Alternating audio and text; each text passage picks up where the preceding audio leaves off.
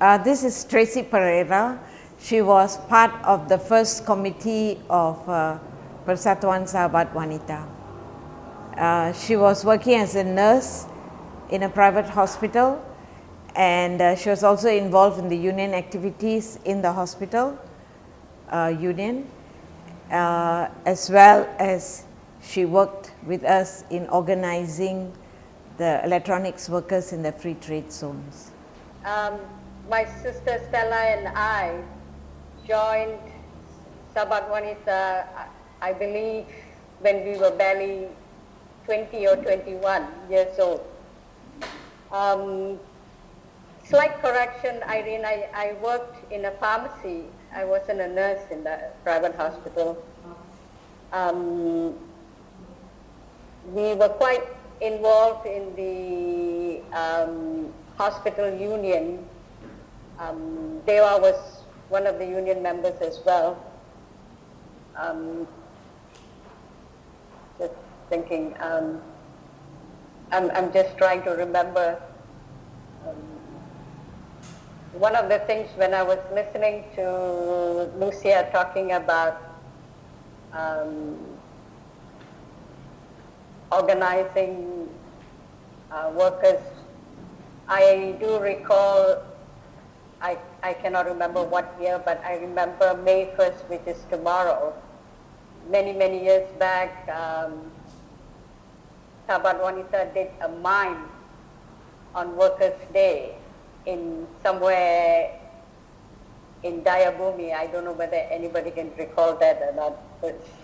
And we, some of us who have never performed in front of a crowd, it was quite a scary experience, but we were glad once when it was over, and the response, the applause from the crowd was very encouraging.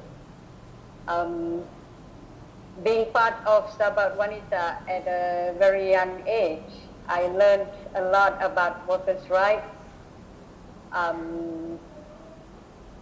to empower women to fight for their rights.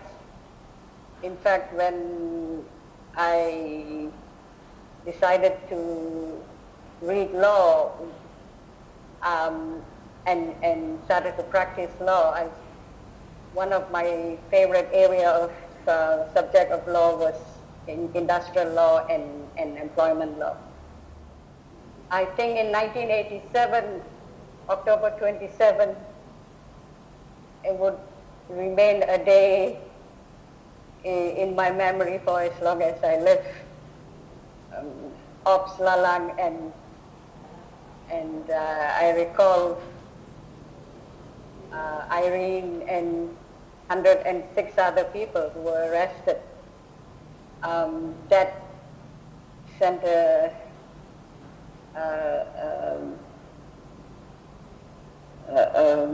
chill.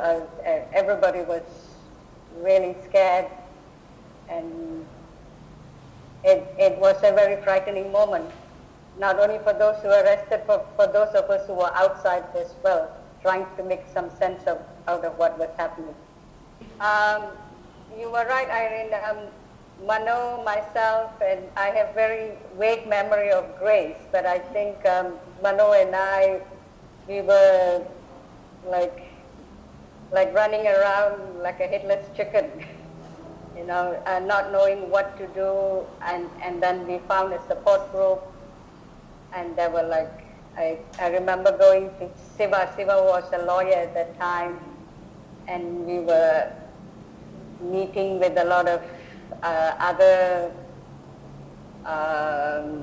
NGOs whose leaders were also arrested,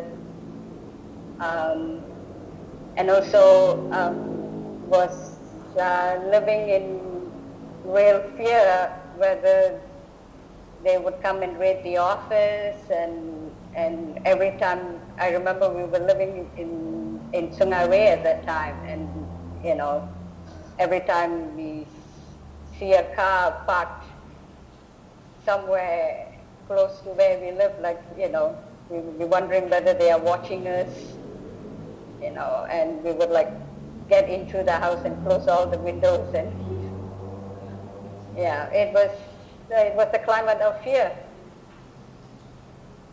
Sahara.